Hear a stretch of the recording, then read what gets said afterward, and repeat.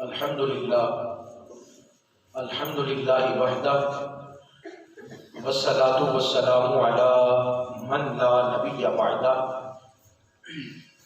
اما بعد فقد قال اللہ تبارک و تعالی فی الکلام المجید والفرقان الحمید وَسَيُجَنَّبُهَا الْأَتْقَى الَّذِي يُؤْتِي مَالَهُ يَتَزَكَّى صدق اللہ العظیم ان اللہ وملائکتہ یصلون علی النبی یا ایھا الذین آمنوا صلوا علیہ وسلموا تسلیما۔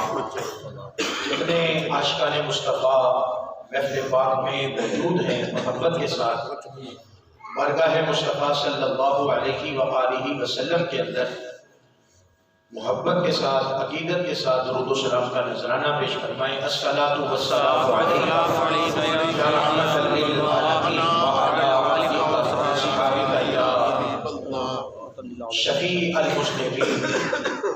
مولاي صلی وسلم دائما ابدا علی حبیبک خیر الخلق کلہم۔ احباب جی وقار، آج کی یہ بابرکت جمعۃ المبارک کی پیاری پیاری برکت والی صبح سرکار نامدار مکی مدنی سردار ختم نبوت کے تاج والے میرے اور آپ کے پیارے آقا محمد مصطفیٰ صلی اللہ علیہ وآلہ وسلم کے پیارے پیارے یار غار یار میزار حضرت سیدنا ابو بکر صدیق رضی اللہ تعالی عنہ کا ہم ذکر خیر کریں گے۔ اللہ پاک ہمیں ان جیسی نہیں تو ان جیسی محبت کی کچھ چنگاریاں ہمیں بھی عطا فرمائے۔ یہ یاد رہے گفتگو کرنے سے پہلے کہ ہم اللہ کے نیک بندوں کا ذکر کیوں کرتے ہیں، یہ حدیث پاک ذہن نشین رہنی چاہیے، سن لیں۔ اللہ کے محبوب صلی اللہ علیہ وآلہ وسلم کا فرمان ہے کہ ذکر الانبیاء عبادت و ذکر الصالحین کفارۃ، کہ جب نبیوں کا ہم ذکر کرتے ہیں تو اللہ عبادت کا ثواب عطا فرماتا ہے، اور جب نیکوں کا ذکر کیا جائے تو اللہ پاک نیکوں کے ذکر کی برکت سے ہم جیسے گناہ گاروں کے گناہوں کو معاف فرما دیتا ہے۔ اس لیے ہم اللہ کے نیک بندوں کا ذکر کرتے ہیں۔ احباب جی وقار، ابو بکر کون ہے؟ ابو بکر مصطفیٰ کریم کے پہلے یار کا نام ابو بکر صدیق ہے، اور یوں بھی کہا جائے تو مصطفیٰ کریم کے پہلے انتخاب کا نام ابو بکر صدیق ہے۔ احباب جی وقار، اللہ پاک نے آپ کو بڑی عظمتیں بڑی شانیں دی۔ قرآن کریم کی 22 آیات اور 1200 کم و بیش احادیث کے اندر اللہ اور اللہ کے پیارے محبوب نے حضرت سیدنا ابو بکر صدیق کی عظمت اور شان کو بیان فرمایا ہے۔ قرآن کی 22 آیات ہیں اور احادیث میں سے 1200 کم و بیش احادیث ہیں کہ جن کے اندر حضرت ابو بکر صدیق کی عظمت اور شان کا اندازہ لگایا جا سکتا ہے۔ میں نے آیت کریمہ جو برکت کے لیے پڑھی ہے اللہ پاک کا، اور یہ میں سب سے پہلے عرض کر دوں کہ قرآن کی آیت کا ترجمہ ہو یا حدیث پاک ہو تو میں اس کا مفہوم عرض کروں گا، جو اس کا متن ہے یا لفظ تو لفظ جو ایک چیز ہے وہ نہیں، صرف متن جو مفہوم ہے اس کا وہ میں عرض کروں گا۔ وَسَيُجَنَّبُهَا الْأَتْقَى، مفہوم یہ ہے کہ جو سب سے زیادہ متقی ہے نا، اللہ پاک فرماتا ہے کہ ان قریب ہم اسے جہنم کی آگ سے دور فرما دیں گے۔ اور وہ متقی، سب سے بڑا متقی، اس کی ایک نشانی یہ بھی ہے کہ وہ اللہ کی راہ میں مال خرچ کرتا ہے، ریاکاری کے لیے نہیں، دکھاوے کے لیے نہیں، نمبر بنانے کے لیے نہیں، بلکہ اس لیے خرچ کرتا ہے کہ میں بھی پاک ہو جاؤں، میرا مال بھی پاک ہو جائے۔ اب سوال یہ ہے کہ وہ متقی کہ جس کے لیے اللہ فرماتا ہے جہنم سے دور کر دیں گے، اور وہ متقی کہ جس کے لیے اللہ فرماتا ہے کہ اس کا مال قبول ہی قبول ہے، وہ پاکی کے لیے خرچ کرتا ہے، وہ کون ہے؟ سوال یہ ہے کہ وہ کون ہے؟ تمام مفسرین کرام کا اس بات پر اجماع ہے کہ اس سے مراد جو ہستی ہے اس ہستی کا نام ابو بکر صدیق یہ عظمت، یہ مقام حضرت ابوبکر صدیق کی ہے۔ آپ ان کا نام شاید تھوڑے لوگ جانتے ہوں، صدیق، ابوبکر، یار غار، اس طرح کے نام جو ہے نا وہ آپ کے مشہور ہیں۔ میں آپ کو ایک بات بتاتا ہوں کہ اہل عرب حضرات جو سعودی عرب گئے یا اس سے متعلقہ معاملات رکھتے، ہمارے عجم میں کم ہے، عرب کے اندر یہ زیادہ ہے کہ وہ لوگ نام کے بجائے کنیت، یہ مشہور ہونے کے لیے لفظ ہے، جو کنیت ہے ان کی وہ مشہور ہوتی ہے، نام تھوڑا مشہور ہوتا ہے، کنیت زیادہ ہوتی ہے۔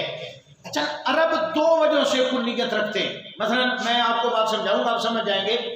دو وجہ سے کنیت رکھتے ہیں، ایک کہ اس بندے کے بچوں کا نام ہوتا ہے تو بچوں کے ساتھ اپنی محبت کا اظہار کرنے کے لیے وہ کنیت رکھتے ہیں۔ مثال کے طور پر کہ کسی کے بچے کا نام کریم ہے تو وہ اپنے نام سے پہلے ابو کریم لکھواتا ہے کہ لوگوں کو پتا چلے کہ اس کے بیٹے کا نام کریم ہے، ایک محبت کے لیے۔ یہ اہل عرب کا رواج تھا، ایک نظام تھا ان کا کہ بچوں کے نام پر وہ اپنی کنیت رکھتے۔ اچھا، دوسری وجہ یہ ہوتی تھی کہ بچے نہیں ہوتے تھے لیکن اس بندے کے اندر کوئی خاص وصف ایسے پائے جاتے تھے تو مشہوری کے لیے اور وہ ایک خاصہ عام کرنے کے لیے تو بچوں کے نام پر نہیں، اس خصوصیت کے نام پر کنیت رکھ دی جاتی تھی۔ میں نے بات کر دی کہ دو وجہ سے کنیت رکھتے، اب سمجھے، آپ کو مثال کے ساتھ سمجھ آئے گی۔ مثال کے طور پر سرکار کے ایک صحابی ہیں جن کا نام ہے حضرت ابو ہریرہ۔ اب ابو ہریرہ کا مطلب سادہ اگر کنیت رکھی جائے کہ بچوں کے نام پر ہوتی ہے تو ہریرہ کا تو مطلب بلی ہوتا ہے، تو اس کا مطلب یہ بنے گا ابو ہریرہ مطلب بلی کا باپ، تو ایسا تو نہیں ہے، لیکن وہ بلیاں پالتے تھے، ان کا وصف تھا۔ تو آقا علیہ السلام نے محبت کی خاطر کہ یہ نام محبت کے لیے رہ جائے، ابو ہریرہ کہا کہ اے بلیوں والے، اے بلیوں والے۔ اچھا، سرکار کے ایک صحابی ہیں جن کا نام ہے، کنیت ہے ابو عمیر۔ ابو عمیر، عمیر بلبل کو کہتے ہیں عربی کے اندر۔ ابو عمیر اگر مطلب دیکھا جائے کہ بچوں کے نام والا تو پھر تو یہ ہونا چاہیے تھا عمیر کا باپ، بلبل کا باپ، لیکن ایسا نہیں، وہ سرکار کے صحابی بلبل پالتے تھے تو حضور پاک نے دیکھا کہ بلبل سے اس کا بڑا لگاؤ ہے، کنیت دے دی ابو عمیر۔ مطلب بچے کا نام ہو تب بھی کنیت، یا خاص وصف ہو تو اس وصف کی بنیاد پر بھی کنیت رکھی جاتی ہے۔ حضرت صدیق اکبر کی کنیت ہے ابو بکر۔ کنیت کیا ہے؟ ابو بکر۔ بولے کنیت کیا ہے؟ ابو بکر۔ اب بکر آپ کے بچے کا نام تو نہیں ہے، توجہ فرما رہے آپ، کنیت ابو بکر آئی، بکر آپ کے بچے کا نام نہیں ہے، تو پھر کنیت کیوں ہے؟ کنیت اس لیے ہے کہ بکر آپ کی ڈھیر ساری صفتوں کا نام ہے۔ حضرت ابو بکر صدیق کی بکر آپ کی صفتوں کا نام ہے۔ اب بکر کا معنی کیا ہے؟ توجہ فرمائیے گا، بکر کا ایک معنی ہے پہلا پہلا۔ بکر کا معنی کیا ہے؟ بولے بکر، جو عربی کا ابو بکر کہتے ہیں نا، جو بکر لفظ ہے اس کا معنی کیا ہے؟ پہلا۔ ایک معنی یہ، عربی کے لفظ کے ڈھیر معنی ہوتے ہیں، ایک معنی یہ ہے کہ بکر کا معنی ہے پہلا۔ اب ابو بکر کو بکر کیوں کہا گیا کہ پہلے نمبر والا، پہلا کیوں کہا گیا؟ یہ بھی آپ توجہ کے ساتھ سن لیں کہ ہر معاملے میں پہل کرتے تھے، اس لیے آپ کو ابو بکر کہا گیا۔ اسلام لانے کی بات آ جائے تو پہلے مسلمان کا نام ابو بکر ہے۔ اب اللہ کی راہ میں مال خرچ کرنے کی بات آ جائے تو پہلا خرچ کرنے والے کا نام ابو بکر ہے۔ ابو بکر کے پہلا ہر کام پہلے نمبر پر کرنے والا۔ اور اگر اس بات کو دیکھا جائے کہ سرکار علیہ السلام کے مصلی پر کھڑے ہو کر نماز پڑھانے والے پہلے امام کا نام ابو بکر صدیق ہے۔ بکر کا معنی تھا پہلا، تو آپ کی خاصیت تھی کہ ہر کام میں آپ پہل کرتے تھے تو آپ کو ابو بکر کہا گیا۔ مزید گفتگو کو آگے لے کر چلیں۔ بکر کا ایک معنی یہ بھی ہے کہ جیسے کہا جائے ویسے عمل کرنے والا۔ بکر کا دوسرا معنی کہ جیسے کہا جائے ویسے، مثلا اپنی عقل کے گھوڑے دوڑانا، سوچنا بھی یار ایسے کریں کہ نہ کریں، کریں گے تو فائدہ کیا ہے، نہ کریں گے نقصان کیا ہے، یا اس وقت کرتے ہیں نا تو یہ ہو جائے گا، اگر نہیں کرتے تو پھر یہ ہو جائے گا۔ اپنی سوچ بچار کے بغیر جیسے کہا جائے ویسے کر لینے والے کو بکر کہا جاتا ہے۔ حضرت ابو بکر کا یہ بھی خاصہ ہے کہ آپ ابو بکر ہیں، سرکار کا جیسا حکم ہوتا تھا ویسا ابو بکر کر جاتا تھا، اس لیے ابو بکر کہا جاتا ہے۔ میں اس کی مثال دوں گا، 2 حدیث ہے، میں 1 یا 2 سناتا ہوں آپ کو کہ سرکار علیہ السلام نے ہجرت کے بعد جب پہلے عمرے کا ارادہ فرمایا تو حکم دیا کہ صحابہ احرام بدلو، لباس بدلو، احرام پہنو، ہم عمرے کے لیے جا رہے ہیں۔ تو سارے صحابہ کرام علیہ رضوان، ابھی تو حالات ٹھیک نہیں، کفار دشمن ہے ہمارے، بنے گا کیا، کیسے جائیں گے، حالات سازگار نہیں۔ احرام تو سب نے باندھا اور آپس میں گفتگو بھی کرتے رہے، پر جس نے بغیر گفتگو کے سب سے پہلے اپنا احرام باندھا اس ہستی کا نام ابو بکر صدیق ہے۔ یہ بھی آپ جانتے ہیں کہ حدیبیہ کے مقام پر کفار نے روک لیا کہ آپ کو ہم عمرہ جو ہے وہ کرنے نہیں دیں گے۔ معاہدہ ہوا صلح حدیبیہ کے نام سے، بڑا مشہور معاہدہ ہے، آج ہر سیاستدان اس کا حوالہ بھی دیتا ہے، ہماری سکول کی کتابوں کے اندر بھی اس کا ذکر جو ہے وہ موجود ہے کہ صلح حدیبیہ کے موقع پر حضور علیہ السلام واپس ہوئے تھے، عمرے کے لیے آگے نہیں گئے تھے۔ جب معاہدہ طے ہو گیا، توجہ فرما رہے ہیں آپ، جب معاہدہ طے ہو گیا تو آقا علیہ السلام نے حکم دیا احرام بدل لو، لباس پہن لو، ہم واپس جائیں گے۔ اب حضرت سیدنا عمر فاروق رضی اللہ تعالی عنہ آقا علیہ السلام کی خدمت میں حاضر تھے، عرض کی یا رسول اللہ، خوف کی وجہ ہے، ڈر کی وجہ ہے تو ضرورت نہیں، میرے جیسے جوان ہیں نا، ہم کفار کی دور اڑا کے رکھ دیں گے، آپ حکم دیں، ہم ڈر کے واپس نہیں جائیں گے۔ آقا علیہ السلام نے حکم فرمایا کہ عمر تو جانتا ہے میں اللہ کا نبی ہوں، میں جو بھی کام کرتا ہوں اپنے رب کی مرضی سے کرتا ہوں۔ حضرت عمر فاروق رضی اللہ تعالیٰ عنہ تعمیل تو کرنی تھی لیکن نہ گئے ابو بکر کے پاس بھی آپ حضور سے بات کریں۔ جب ابو بکر صدیق کے پاس پہنچے تو ابو بکر تو لباس تبدیل کر کے بیٹھے تھے۔ ابو بکر تم بھی ابھی بات چل رہی اور تم نے لباس چینج بھی کر لیا، تبدیل بھی کر لیا۔ تو حضرت ابو بکر صدیق نے کہا کہ او میرے بھائی عمر سن، اپنا ہے کیا، ہم نے جب احرام باندھا تھا تب بھی حضور کے حکم پر، اب اتارا ہے تب بھی حضور کے حکم پر، اپنا ہے کیا۔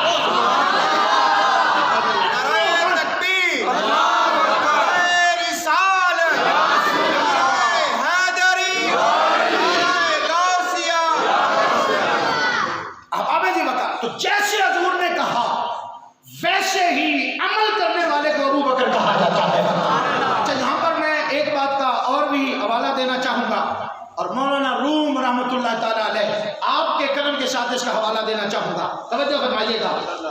واقعہ معراج پر مولانا روم رحمۃ اللہ تعالیٰ علیہ کی نظر گئی نا تو ایک مقام آیا، اس مقام پر آپ نے قلم اٹھا کر نا کچھ لکھا اور میں وہ آپ کو سنانا چاہتا ہوں۔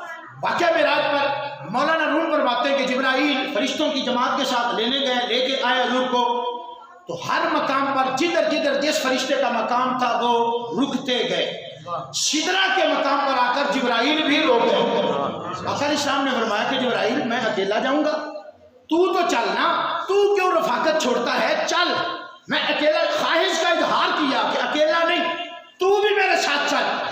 حضرت جبرائیل نے جواب دیا تھا کہ میرے آقا میں ضرور چلتا پر میری حد ہے، آگے جاؤں گا نا تو میرے پر جل جائیں گے۔ یہ مقام سمجھ تو میں آگے جاؤں، حضور خواہش کا اظہار کر رہے تھے، اے جبرائیل چل میرے ساتھ۔ تو جبرائیل کہتے میں سے آگے نہیں جا سکتا، میرے پر جل جائیں گے۔ مولانا روم نے قلم اٹھایا اور قلم اٹھا کے لکھتے، یہ تو تھے نا جبرائیل، فرماتے اگر اس مقام پر ہوتے ابو بکر انجام نہ دیکھتے، حضور خواہش کرتے ابو بکر سے بھی آگے چلا جاتا۔ شان یہ مقام ہے حضرت سیدنا ابو بکر صدیق رضی اللہ تعالی عنہ کی۔ بکر کا معنی ہے کہ انو من عمل کرنے والا، تو جیسے حضور نے کہا آپ کو ابو بکر اس لیے کہتے ہیں کہ ابو بکر ویسے ہی کر جاتا تھا۔ حضرت سیدنا ابو بکر صدیق رضی اللہ تعالی عنہ، آپ کی عظمت، آپ کی شان یہ ہے، آقا علیہ السلام کی خدمت میں حاضر تھے، توجہ فرمائیے گا۔ اور یہ چیزیں ہمارے واسطے جو ہیں وہ باعث ہے، ہمیں ان چیزوں پر عمل بھی کرنا چاہیے۔ توجہ ہے آپ کی، بس ادھر کہ سبحان اللہ۔ جو بھائی ناراض ہو رہے ہیں وہ بھی مسکرا کے کہیں ذرا سبحان اللہ۔ حضور تشریف فرما ہے، حاضر تھے، صاحب تھے۔ آقا علیہ السلام نے فرمایا بھی یارنا آج اپنے دل کی کوئی مراد دسو۔ ہوتی ہے نا کہ میرے دل کی تمنا یہ ہے کہ یہ ہو جائے، دل کی تمنا یہ ہے، ہر بندے کی خواہش ہوتی ہے۔ میرے آقا علیہ السلام نے فرمایا کہ یارو بتاؤ تمہارے کوئی دل کی خاص خواہش؟ صحابہ کرام بتاتے گئے۔ ابو بکر صدیق کی باری آئی نا تو عرض کرتے ہیں یا رسول اللہ ایک بھی نہیں، دو بھی نہیں، آپ کے غلام کی 3 خواہشات ہیں، اللہ کرے پوری ہو جائے۔ 3 خواہشات ہیں، اللہ کرے پوری ہو جائے۔ میرے آقا مسکرائے اور مسکرا کے فرمایا ابو بکر سارے ایک ایک بیان کرتے ہیں، تو 3 لیے پھرتا ہے، بتا تو صحیح تیری خواہش کیا ہے۔ توجہ سے سنیے گا ابو بکر صدیق اور ان کی سوچ دیکھیے گا، مقام ان کا دیکھیے گا۔ پہلی خواہش عرض کرتے ہیں کہ آقا میرا دل کرتا ہے بیٹی میری ہو اور بیوی آپ کی ہو۔ اس پر بعد وقتوں نے تبصرہ بھی کیا، ہم ان کا ذکر نہیں کرتے کہ گھر پہ قبضہ کرنا چاہتے تھے، اسلام کا جو مال تھا اس کو قبضہ کرنا چاہتے تھے۔ محدثین نے لکھا، علماء نے لکھا کہ اس کی وجہ کیا تھی خواہش کی کہ بیٹی میری بیوی آپ کی؟ کہتے ہیں مطلب مقصد یہ تھا، توجہ فرمائیے گا، کہ یا رسول اللہ ہر وقت باہر میں آپ کے ساتھ ہوتا ہوں، جتنی باہر والی خدمت ہے نا وہ ساری کی ساری میں کرتا ہوں۔ گھر کے بھی تو کام ہوتے ہیں نا، گھر کی بھی تو خدمات ہوتی ہیں نا۔ یا رسول اللہ میرا دل کرتا ہے میری بیٹی آپ کی بیوی بن جائے، باہر والی خدمت میں کرتا رہوں، گھر والی خدمت میری بیٹی کرتی رہے۔ باہر والی میں کروں، گھر والی خدمت جو ہے وہ میری بیٹی کرے۔ اور اللہ نے اس خواہش کو پورا فرمایا۔ حضرت ابو بکر صدیق کی بیٹی سیدہ طیبہ طاہرہ سیدہ عائشہ صدیقہ رضی اللہ تعالی عنہا حضور کے نکاح میں تشریف لائی۔ ایک خواہش اللہ نے اس کو بھی پورا کر دیا۔ ابو بکر تیری دوسری خواہش کیا ہے؟ حضرت ابو بکر صدیق عرض کرتے کہ میرے آقا غلام کا دل چاہتا ہے کہ مال میرا ہو اور اس کو خرچ آپ فرمائیں۔ مال میرا ہو اور اس کو خرچ، مال میرا ہو اور اس کو خرچ، یہ تو خواہش ہے نا۔ مقام ایسے بھی آئے ہیں کہ جب حضرت بلال حبشی کو آزاد کروایا تو 10,000 وہ درم و دینار اس وقت کا رائج الشکہ جو تھا امیہ نے مانگا، تو ابو بکر بغیر کسی سوچے سمجھے دے کے آ گیا، بلال کو لے آیا۔ میرے آقا نے جب پوچھا نا کہ بلال یہ اے ابو بکر اتنا پیسہ لگا دیا، اتنے پیسے لگایا تو حضرت ابو بکر صدیق نے یہی عرض کی تھی میرے آقا ایسی باتیں آپ کیوں سوچتے ہیں، ایسی باتیں آپ کیوں سوچتے ہیں، یہ غلام بھی آپ کا ہے اور غلام کا مال بھی آپ کا ہے، جیسے آپ کیوں سوچتے ہیں غلام بھی آپ کا اور غلام کا مال بھی آپ کا۔ عرض کرتے ہیں کہ یا رسول اللہ میرا دل کرتا ہے، یہ دوسری خواہش ہے، مال میرا ہو اور خرچ آپ فرمائیں۔ اور پھر اللہ کے محبوب نے اس خواہش کو بھی پورا فرمایا۔ میں حدیث سناؤں گا، اللہ کے محبوب فرماتے ہیں کہ سب سے زیادہ جان اور مال قربان کر کے جس نے میری مدد کی ہے وہ ابو بکر صدیق ہے۔ میرے آقا علیہ السلام ارشاد فرماتے ہیں کہ سب سے زیادہ جس کے مال نے مجھے فائدہ دیا ہے وہ ابو بکر صدیق ہے۔ میرے آقا علیہ السلام ارشاد فرماتے ہیں کہ ابو بکر صدیق کے مال کو میں نے ہمیشہ ایسے ہی استعمال کیا جیسے اپنے مال کو استعمال کیا جاتا ہے۔ میرے آقا علیہ السلام فرماتے ہیں کہ مالی طور پر میری مدد کر کے کئیوں نے میری مدد کی اور کئیوں کے مجھ پر احسان تھے۔ اللہ کے محبوب پتہ کیا ارشاد فرماتے، توجہ سے سنیے گا، شار غار کا مقام سنیے گا۔ اللہ کے محبوب فرماتے ہیں کہ ہر ایک کے احسان کا بدلہ میں نے دنیا میں دیا، ابو بکر کے مجھ پر اتنے احسان ہیں کہ بدلہ دنیا میں نہیں، میں قیامت والے دن اپنے رب سے اس کا بدلہ دلواؤں گا۔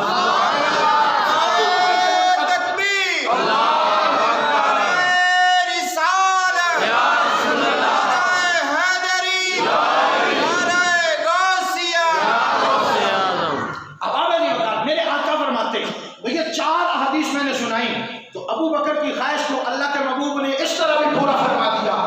ابو بکر کہتے تھے مال میرا ہو خرچ آپ فرمائیں، اور حضور نے قبول فرما کے پھر ویسے خرچ فرمایا ہے۔ تیسری خواہش جو ہے حضرت ابو بکر صدیق عرض کرتے ہیں کہ یا رسول اللہ میرا دل چاہتا ہے نظر تو ابو بکر کی ہو، توجہ فرمائیں گے، محبت سے بولیں گے سبحان اللہ، نظر تو ابو بکر کی ہو۔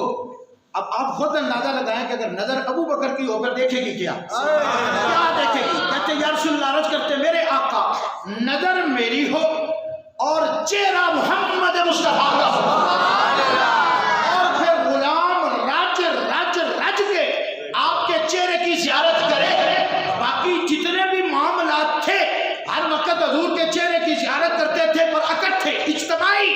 اللہ نے ابو بکر کی اس خواہش کو جو پورا کیا کہ غار ثور میں پہنچے، ایک صدیق تھے، دوسرے محمد مصطفیٰ تھے، حضور کا چہرہ انور حضرت ابو بکر صدیق کی گود میں تھا، 3 راتوں تک کوئی اور موجود نہیں تھا، ابو بکر نے محمد مصطفیٰ کے چہرے کی زیارت کی،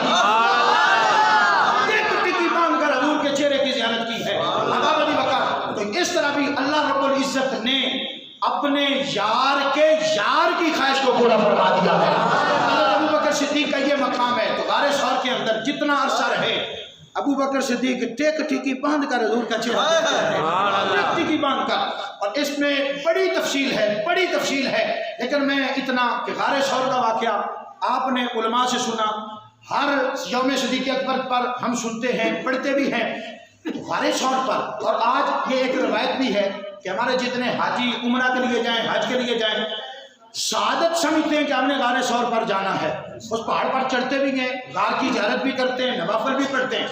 آج جا کر چڑھنے کے بعد یہ اندازہ ہوتا ہے، کیونکہ آج وہ سفر ایسا ہے کہ سیڑھیاں بھی بن گئی ہیں، بسا اوقات ایسا سفر ہے کہ تھوڑے فاصلے پر پانی والے بھی موجود ہیں، تھوڑے فاصلے پر بیٹھ کر سانس بھی لے سکتے ہیں، کوئی پریشانی نہیں کہ پیچھے سے دشمن ہے وغیرہ وغیرہ۔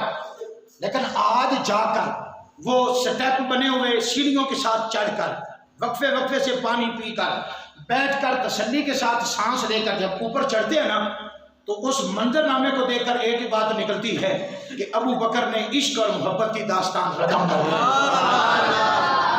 وہ نکیلے پتھر تھے، کندھوں پر حضور کو سوار کر کے خطرہ تھا کہ پیچھے دشمن آنے والے ہیں، تو اس انداز سے اگر کوئی چڑھا ہے تو اسے ابو بکر صدیق کہا جاتا ہے۔ عشق اور محبت کی داستان رقم کی ہے، نکیلے پتھروں پر وہ لے کے چلنا، کندھوں پہ حضور کو بٹھانا، اور پھر دشمن کا خطرہ پیچھے تھا تو ابو بکر تیری عظمت پر قربان جائے۔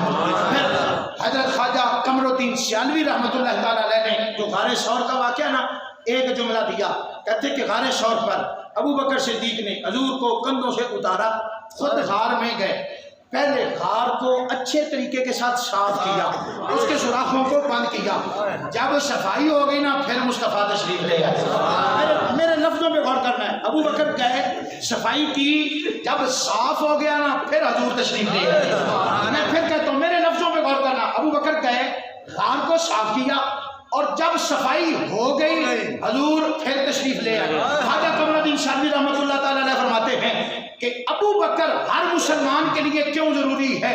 فرماتے ہیں ابو بکر کو دل میں رکھ لو، جس دل میں ابو بکر آ جائے ابو بکر صفائی کر دیتا ہے، مصطفیٰ بھی تشریف لے آئے۔ خواجہ قمر الدین سیالوی فرماتے ہیں کہ پہلے ابو بکر کو لاؤ تاکہ دل کی صفائی ابو بکر کر دے، فرمایا جدھر ابو بکر آ جائے صفائی کر دے، بعد میں حضور بھی تشریف لے آتے ہیں۔ تو میں یہ داستان غار ثور کی، یہ بھی ایک بڑا لمبا واقعہ ہے، لیکن کیونکہ حضرت ابو بکر صدیق کا ذکر کرنا ہے، باتیں ہم کوشش کرتے ہیں کہ زیادہ سے زیادہ سننے کی۔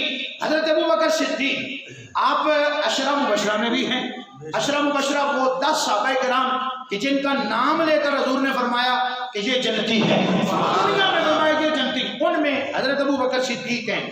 حضرت ابو بکر صدیق کا یہ مقام ہے کہ آپ کو بغیر حساب کتاب کے جنت عطا کی جائے گی، آپ کو بغیر حساب کتاب کے جنت عطا کی جائے گی۔ آپ کے وہ جنت جانے کا حساب کتاب کا منظر کیا ہے، 2-3 احادیث مجموعہ ہے، وہ سن لیں۔ قیامت والے میدان معاشر کا یہ سلسلہ تھا۔ حضرت سیدنا ابو بکر صدیق رضی اللہ تعالی عنہ، میرے آقا علیہ الصلوۃ والسلام، صحابہ کرام تھے، پوچھ رہے تھے کہ یا رسول اللہ معاشر میں کیا ہوگا، اس طرح کیا ہوگا، اس طرح کیا ہوگا۔ سوال آیا کہ یا رسول اللہ سب سے پہلے حساب کس کا لیا جائے گا؟ میزان پر سب سے پہلے حساب کس کا؟ میرے آقا فرماتے ہیں کہ جب میزان قائم کیا جائے گا نا، اللہ کے خوف اور اللہ کی خشیت کی وجہ سے کسی کے اندر ہمت نہیں ہوگی کہ حساب دے۔ کہتے میں جب دیکھوں گا نا کوئی چلتے ہی نہیں حساب کے لیے، تو پھر میں کہوں گا میرا ابو بکر کہاں ہے؟ میرا ابو بکر کہاں ہے؟ فرماتے ہیں کہ میں بیچوں گا، ابو بکر جا پہلے تو حساب دے کے آ۔ اب ابو بکر میزان پر جائیں گے، حساب لیے ہی نہیں جائے گا، بغیر حساب کے واپس، بغیر حساب کے واپس۔ میرے آقا فرمائیں گے کہ ابو بکر حساب، یا رسول اللہ حساب ہوئے ہی نہیں، توجہ فرما رہے ہیں آپ۔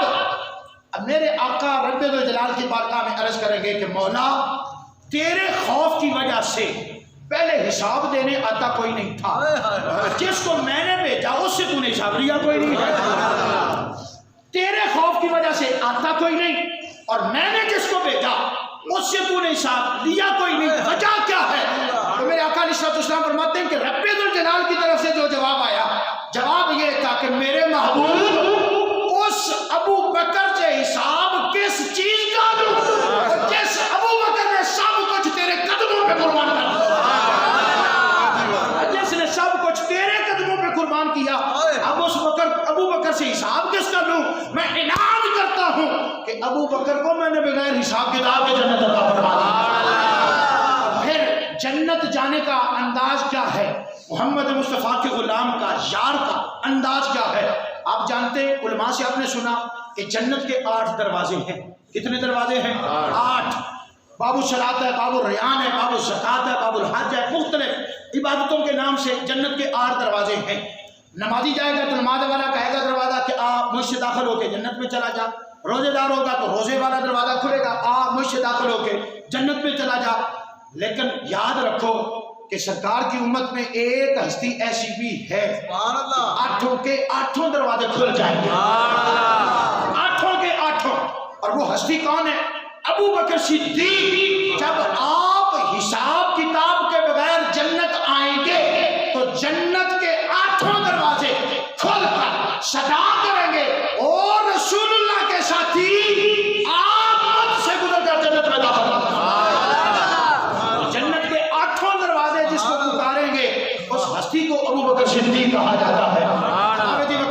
اور میں یہاں پر ایک بات اور کہ حضرت امام زین العابدین یہ بیٹے ہیں امام حسین پاک رضی اللہ تعالی عنہ وسلام اللہ علیہ، آپ کے بیٹے ہیں۔ مدینہ المنورہ میں تھے تو ایک شخص حاضر ہوا اور اس نے کہا کہ علی جا، آپ علی پاک کے پوتے ہیں، حسین پاک کے بیٹے ہیں، آپ مجھے بتائیں کہ شیخین کی فضیلت کیا ہے؟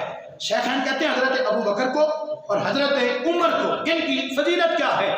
اب حکمت کے باپ کے پوتے ہیں امام زین العابدین، سمجھتے تھے کہ بندے کو مرض کیا ہے، فضائل ہیں بھی، لکھے ہوئے بھی ہیں، سننے والے بھی ہیں۔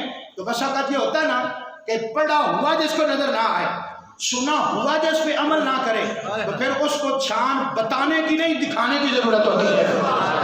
حضرت امام زین العابدین نے ہاتھ پکڑا اور فرمایا کہ تجھے اور کیا بتاؤں؟ روزہ رسول پہ لے کے آ گیا، حضور کے روزہ پر کھڑے ہو کر کہا بتا اس کے اندر کون کون ہیں؟ کہتا ہے ایک میرے محبوب ہیں، ابو بکر ہیں، عمر ہیں۔ تو فرمایا پھر مجھے بتا اس سے بڑھ کر بھی کوئی شان اور ہے؟ وفات مرنے سے پہلے بھی ابو بکر حضور کے ساتھ ایسے تھا، توجہ نہیں فرمائی؟ جب مرے نہیں تھے، فوت نہیں ہوئے تھے، وفات نہیں ہوئی تھی، انتقال نہیں ہوا تھا، تو انتقال سے پہلے بھی ابو بکر حضور کے ساتھ ایسے تھا۔ فرماتا بعد الوفات، وفات کے بعد بھی ابو بکر حضور کے ساتھ ایسے ہے۔ اور فرمایا قیامت والے دن جب حضور معاشر میں آئیں گے تب بھی ابو بکر میرے محمد مصطفیٰ کے ساتھ۔ اگر میں تجھے اور شان کیا بتاؤں کہ جو مرنے سے پہلے بھی حضور کے ساتھ تھا، مرنے کے بعد بھی حضور کے ساتھ ہے، اور قیامت والے دن بھی وہ حضور کے ساتھ ہوں گے۔ فرمایا اس سے بڑھ کر اور ابو بکر کی فضیلت تو کیا دیکھنا چاہتا ہے؟ پھر میں یہاں پر 3 احادیث سناؤں گا کہ ایک تو قرآن پاک کی آیت ہے، اللہ پاک کا حکم ہے منہا خلقناکم وفیہا نعیدکم ومنہا نخرجکم تارۃ اخری۔ مفہوم یہ ہے کہ جس مٹی سے بندے کو بنایا جاتا ہے اسی میں اس کی قبر بنتی ہے، اور قیامت والے دن اسی سے ہی اس کو اٹھایا جائے گا۔ یہ قرآن پاک کی ایک تفسیر ہے، مفہوم میں نے آپ کو بیان کر دیا کہ جس مٹی سے بندہ بنتا ہے اسی میں اس کی قبر بنتی ہے، اور اسی مٹی سے ہی قیامت والے دن اس کو اٹھایا جائے گا۔ لمبا چوڑا مفہوم نہیں، اتنے تو سمجھ آ گئی ہوگی کہ روزہ رسول کی جو مقدس مٹی ہے، ابو بکر کو بنایا بھی اس مٹی سے گیا ہے، ابو بکر دفنایا بھی اسی مٹی میں گیا ہے۔ اور پھر حدیث پاک سن لیں، حضور پاک کا فرمان، ایک دن اللہ کے محبوب مسجد میں تشریف لائے، ایک طرف ابو بکر صدیق تے ہاتھ یوں تھا، دوسری طرف عمر تے ہاتھ یوں تھا، اس انداز کے ساتھ مسجد میں تشریف لائے، بیٹھنے سے پہلے فرمایا صاحبو یہ منظر دیکھو، ہم آئے ہیں دیکھو منظر دیکھو، ادھر ابو بکر ہے ادھر عمر ہے، منظر دیکھو۔ فرمایا جیسے آج میں اپنے یاروں کے ساتھ مسجد میں آیا ہوں، میرے آقا فرماتے ہیں قیامت والے دن معاشر کے میدان میں بھی میں اسی طرح ہی آؤں۔ یہی بات حضرت امام زین العابدین بتا رہے تھے، فرمایا کہ جو مرنے سے پہلے بھی یوں تھا، جو مرنے کے بعد بھی یوں ہے، اور معاشر میں بھی حضور کے ساتھ اسی طرح ہوگا۔ فرمایا اس ابو بکر کی شان اور تو کیا مجھ سے پوچھتا ہے؟ اب آپ حضور پاک کا فرمان ہے، فرمایا کہ قیامت والے دن سب سے پہلے اپنی قبر انور سے میں باہر آؤں گا۔ فرمایا میرے بعد میرا ابو بکر آئے گا، فرمایا پھر عمر آئے گا۔ فرمایا جب آ گئے تو اسی طرح ہم میدان معاشر میں بھی تشریف لے کے آئے گے۔ یہ حدیث پاک کی میں نے آپ کو سنا دی، تو حضرت ابو بکر صدیق کی اور عظمت اور شان کیا ہو سکتی ہے کہ ابو بکر وہ ہے جو سفر میں بھی حضور کے ساتھ تھا اور روزہ انور میں بھی حضور کے ساتھ ہے۔ کسی پنجابی شاعر نے کہا تھا کہ جنوں آپ حضور امام آکھن وسی کون امام صدیق ورگا، ستا روے گا حشر تک وچ قدماں، او ملیا کنوں مقام صدیق ورگا۔ تو حضرت سیدنا صدیق اکبر رضی اللہ تعالی عنہ، آپ کا یہ شرف، آپ کی یہ عزت، آپ کا یہ مرتبہ ہے۔ حدیث پاک سنیں، ایک دن حضرت سیدتنا عائشہ صدیقہ طیبہ طاہرہ عابدہ زاہدہ رضی اللہ تعالی عنہ حضور کے ساتھ تھی، آسمان پر ستارے تھے، رات تھا، آرام کا وقت تھا، پوچھتے پوچھتے پوچھتی ہیں کہ یا رسول اللہ ایک بات تو بتائیں۔ عائشہ پوچھو۔ یا رسول اللہ آسمان کے ستاروں کے برابر بھی آپ کی امت میں کوئی بندہ ایسا ہے کہ جس کی نیکیاں آسمان کے ستاروں کے سے بھی زیادہ؟ اچھا میں جو بات سمجھانی ہے نا، ایک یہ بھی سمجھانی ہے کہ میں آپ سے پوچھتا ہوں، آپ کو پتہ ہے آسمان کے ستارے کتنے؟ نہیں نا، تو پھر جو یہ بتائے گا نا کہ آسمان کے ستاروں سے زیادہ ہیں تو اس کو پتہ ہے کہ آسمان کے ستارے کتنے ہیں، اور پھر اس کو یہ بھی پتہ ہے کہ امتی نیکیاں کون کون کرتا ہے، کتنی کتنی کرتا ہے، اور آسمان کے ستاروں سے زیادہ کس کی نیکیاں؟ حضور ہر غلام کے نام اعمال سے بھی واقف ہے۔ عائشہ صدیقہ، یا رسول اللہ کہ آسمان کے ستاروں سے زیادہ بھی کسی کی نیکیاں ہیں؟ میرے آقا فرماتے ہیں ہاں عائشہ ہیں۔ کون ہے؟ اب حضرت عائشہ صدیقہ کی جو علماء نے محدثین نے لکھا نا کیفیت یہ تھی دل کی کہ وہ چاہتی تھی کہ میرے باپ ابو بکر صدیق کا نام لیا جائے۔ حضور پاک نے فرمایا کہ ہاں عائشہ ہے، لیکن ان کا نام کہا، ان کا نام ہے عمر۔ حضرت سیدنا عمر فاروق، ان کی نیکیاں آسمان کے ستاروں کے برابر ہیں۔ اب خواہش کے مطابق جواب نہ ملنے پر حضرت عائشہ بالکل فوراً خاموش ہو گئی، بات نہ کی آگے، وہ دل کی کیفیت جیسا چاہتی تھی جواب نہ ملا۔ تو میرے آقا علیہ السلام نے فرمایا عائشہ چپ ہو گئی، آگے نہیں پوچھو گی، آگے نہیں بولو گی، چپ ہو گئی، آگے نہیں بولو گی۔ یا رسول اللہ میں جو پوچھنا چاہتی تھی جواب ملا نہیں۔ فرمایا کہ عمر کی نیکیاں آسمان کے ستاروں کے برابر ہیں، اور اگلی بات سنیے گا، فرمایا عمر ابو بکر کی نیکیوں میں سے ایک نیکی کا نام ہے۔ عمر کی نیکیاں آسمان کے ستاروں کے برابر ہیں، اور فرمایا عمر ابو بکر کی ایک نیکی ہے، اور فرمایا دوسری جو حدیث پاک یہاں پر ہے کہ عائشہ ساری امت کی نیکیاں ایک طرف ہیں، اور جو بارے سور میں نیکی ابو بکر نے کی تھی وہ نیکی ایک طرف ہے۔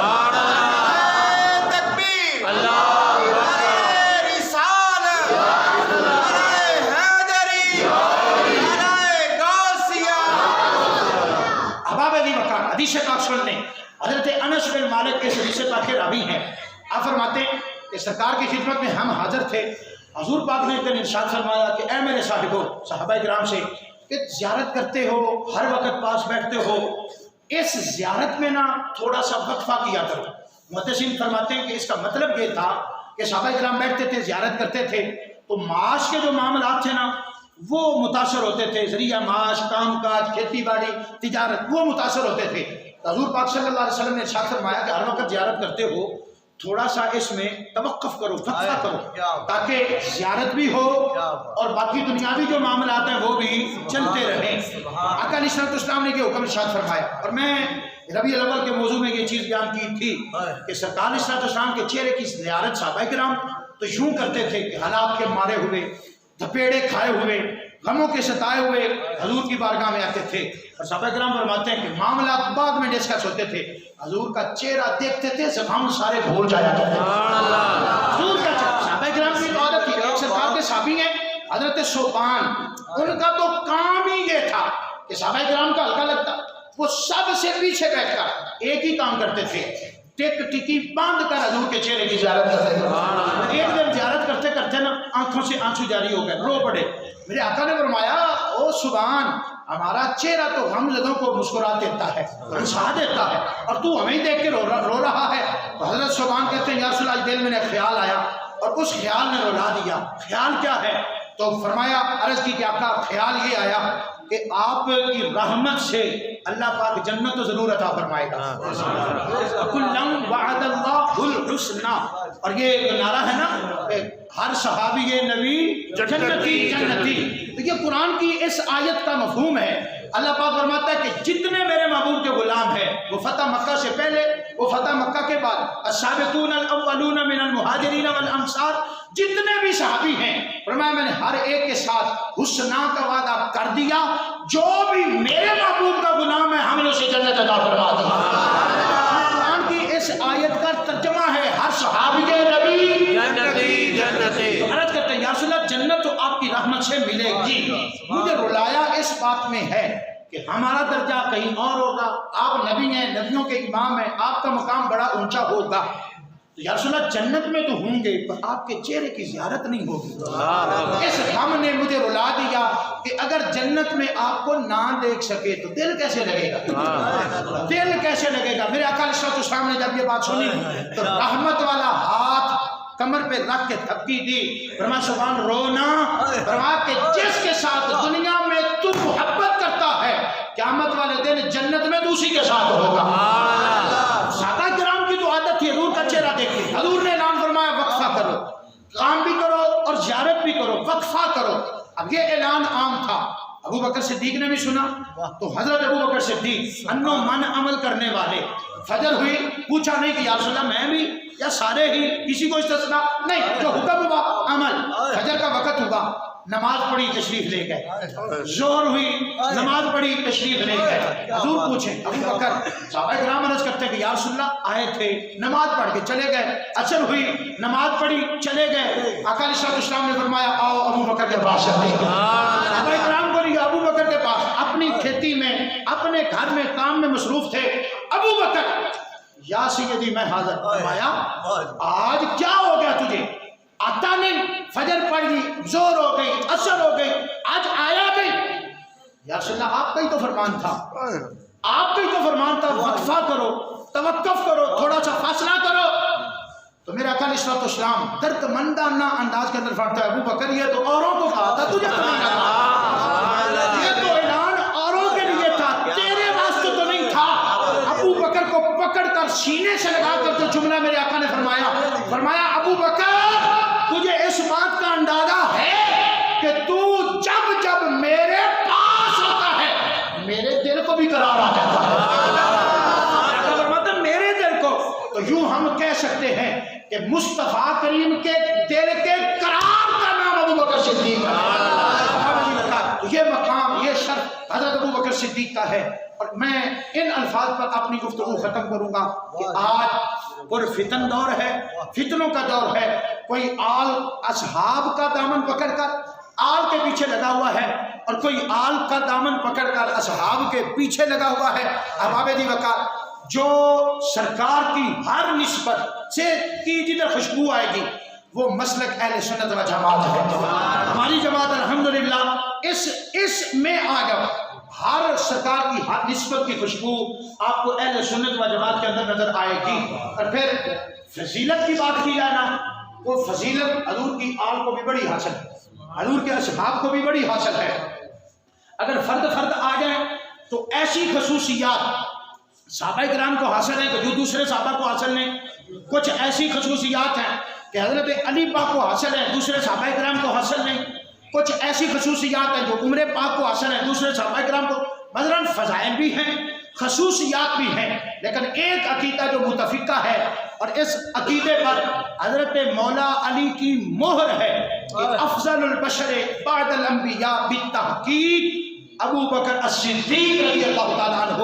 اب حضرت علی کی مہر ہے اس عقیدے پر کہ فضیلت تو ساروں کی ہے، پر فضیلت والوں کا بادشاہ اور انبیاء اور رسول کے بعد کائنات میں سب سے افضل ہستی کا نام ابو بکر صدیق رضی اللہ عنہ۔ یہ اہل سنت کا عقیدہ ہے۔ اللہ پاک ہمیں ابو بکر جیسا، ہماری اوقات نہیں کہ ہم کہیں کہ ویسی محبت دے، ہم یہ کہیں گے کہ مولا ان کی محبت کے چند قطرے ہمیں بھی عطا فرما۔ اللہ پاک ہماری حاضری کو قبول فرمائے۔ دوران گفتگو اگر کوئی غلط جملہ، کلمہ، حرف میرے منہ سے نکلا، اللہ معاف فرمائے، اور جتنے جملے درست ہیں اللہ پاک ہم سب کے حق میں ان کو قبول فرما کے ہمیں اجر اور ثواب عطا فرمائے۔